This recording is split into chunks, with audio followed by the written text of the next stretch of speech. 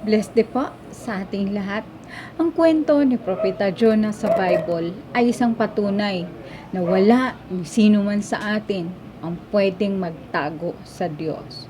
Si Propeta Jonas ay inutusan ni Yahweh na pumuntang Nineveh para sila'y pagsabihan at pangaralan dahil suko o sagad, ang sabi ni Yahweh, suko hanggang langit na ang kanilang kasamaan.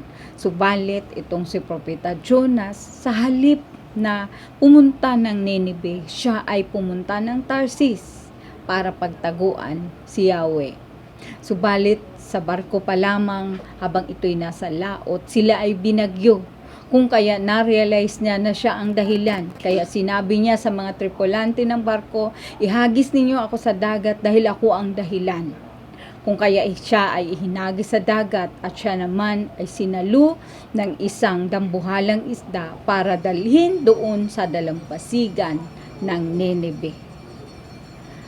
At doon nga siya ay nangaral at lahat ng nakapakinig ng mga taga roon maging ang kanilang hari ay nagsisi at nakita ni Yahweh na sila nga ay tumalikod sa kanilang kasamaan. Kung kaya hindi na itinuloy ni Yahweh ang paggunaw ng Nineveh.